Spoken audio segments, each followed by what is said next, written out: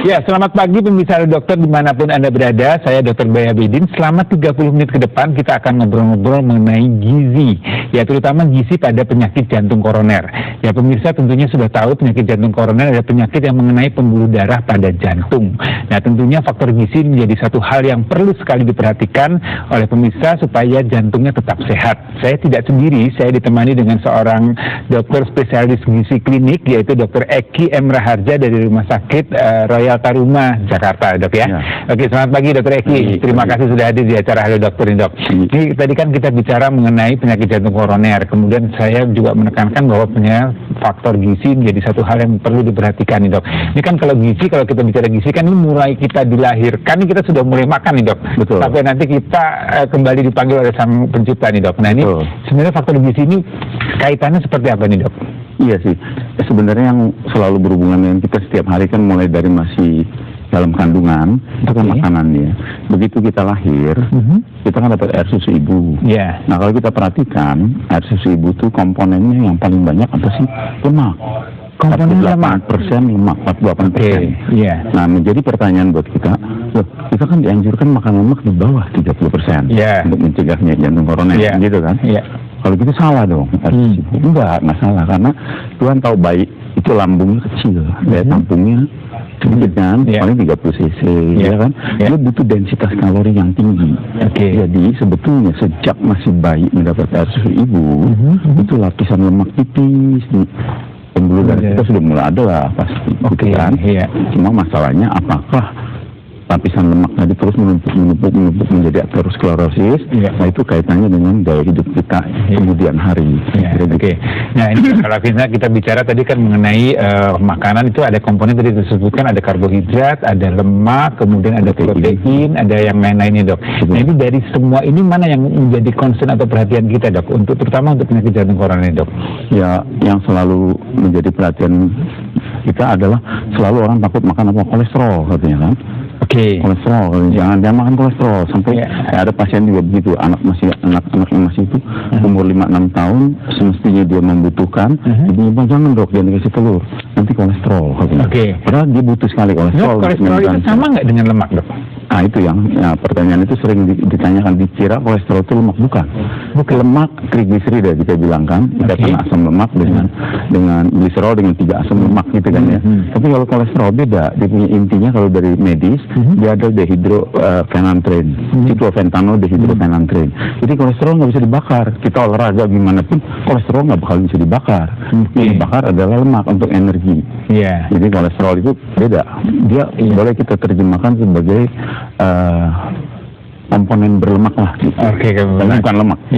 Nah ini kalau kita nih orang Indonesia terutama nih, dok, ya ini kan lebih banyak makan karbo nih, dok. Nah ini kalau karbo, apakah semua karbo itu baik, dok? Mungkin dokter bisa lihatkan slide-nya, dok. Sebetulnya sih yang karbo ini, nah ini yang saya sebutkan, ada yang bad carbohydrate, ada yang good carbohydrate. Yang good carbohydrate ini justru respon kenaikan gula darahnya perlahan. Jadi disebut baik itu good itu karena dia kenaikan dia banyak seratnya ya, kemudian mengandung jelas ada vitamin, mineral dan sebagainya. Kemudian indeks kenaikan gula darahnya perlahan, jadi gulanya nggak naik langsung, tapi pelan dia naiknya karena banyak seratnya kan. Jadi itu yang namanya good carbohydrate. Jadi dia nggak langsung merangsang tubuh melepaskan insulin. Jadi kalau yang bad carbohydrate seperti roti, kemudian semua makanan dari tepung termasuk soft drink, itu yang kita namakan bad carbohydrate. Kenapa? Karena dia langsung diserap, kemudian insulin kita akan keluar cepat lonjakannya, dan insulin itu sebetulnya dia menurunkan lagi gula darah, dan kita lapar lagi. Satu itu. Kedua, jadi nggak kenyang-kenyang ya, dok, ya? Lapar lagi gitu kan. Jadi kan kadang-kadang orang gemuk kenapa sih? Karena lapar lagi. Kemudian yang kedua, insulin itu bersifat lipogenesis. Jadi kalau di makanan itu ada lemaknya, maka lemaknya disimpan. Contohnya dia makan donat, itu isinya apa sih? Tepung, gula, minyak. Cuma toppingnya beda-beda kan. Nah, orang akan mencoba macam-macam rasa kan. Iya. Padahal yang dimakan selalu tepung gula minyak.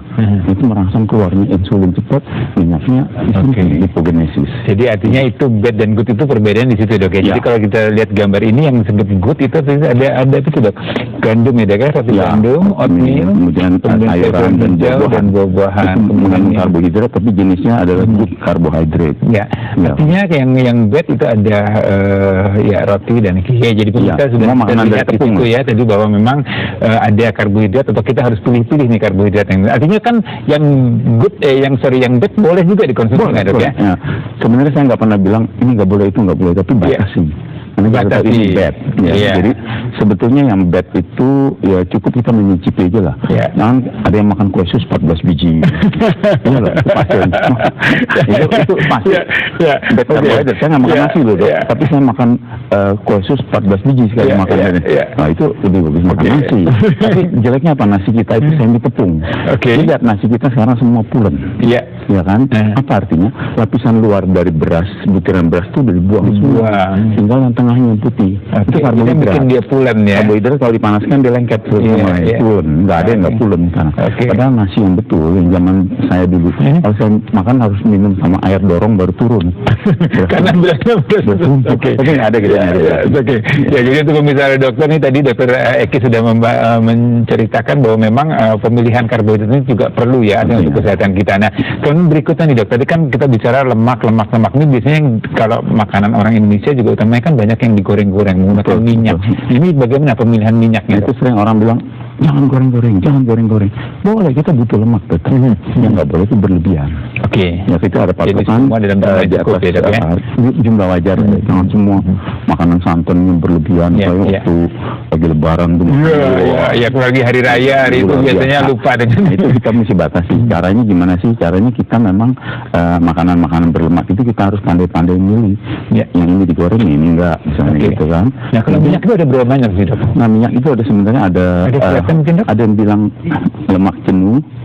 Nah ini ya. Ada yang bilang saturated fat itu lemak jenuh, ada yang unsaturated fat dan trans. Trans itu dari mana sih? Sebetulnya itu ada di margarin, di vegetable cooking oil. Jadi minyak goreng yang berasal dari tumbuh-tumbuhan, bukan kelapa, tapi tumbuh-tumbuhan yang lain, misalnya dari sunflower, dari kedelai, matahari, itu yang minyak yang mahal-mahal justru. Kalau itu dipakai menggoreng, sebenarnya cukup sekali dibuang. Oleh karena itu tidak boleh dipakai jadi tidak boleh berulang kali. Kemudian minyak ini sering kali kalau kita lihat di pasaran, di mall-mall segala, di supermarket itu sering ditulis non kolesterol. Itu overclaim sebetulnya. Semua minyak itu nggak ada kolesterolnya, karena kolesterol adalah produk hewani. Jadi semua minyak-minyak itu yang dijual adalah memang betul-betul non kolesterol ya. Memang betul ya dok ya. Ada kacang, saya sebut produknya ada kacang yang non kolesterol. Seolah-olah kacang saya ini saya proses sedemikian rupa sehingga nggak mengandung kolesterol. Artinya orang bisa makan dengan lebih banyak begitu dok artinya. Padahal semua kacang nggak mengandung kolesterol gitu. Gitu itu overclaim. Jadi dengan klaim yang berlebihan, karena orang takut dengan isu kolesterol, orang kan beli biar lebih mahal gitu.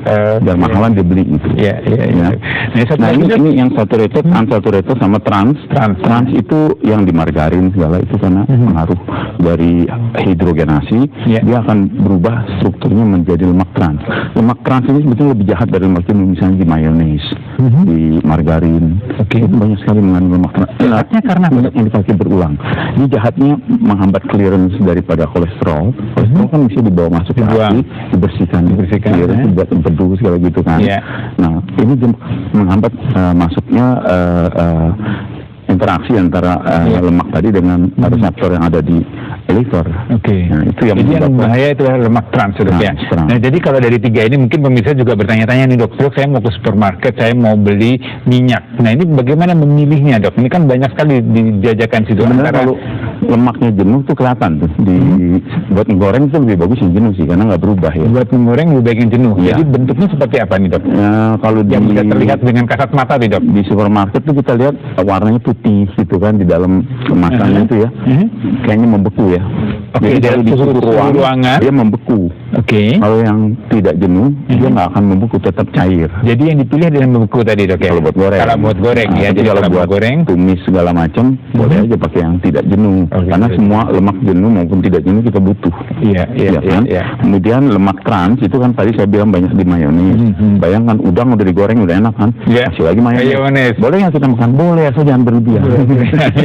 Wah, enak sekali nih dokter Eki ini semua serba boleh nih dok ya. Boleh, Jadi misalnya dokter nih kita masih banyak lagi membahas mengenai nutrisi, mengenai gizi berkaitan dengan kesehatan jantung kita. Corona. Ya tetaplah di acara Halo Dokter. Bagi pemirsa Halo Dokter yang ingin bertanya bisa mengirimkan pertanyaan ke email kami di halodokter.tvri@gmail.com ataupun Twitter kami di @halodokter_tvri. Jangan kemana-mana, saat lagi saya akan kembali bersama Anda.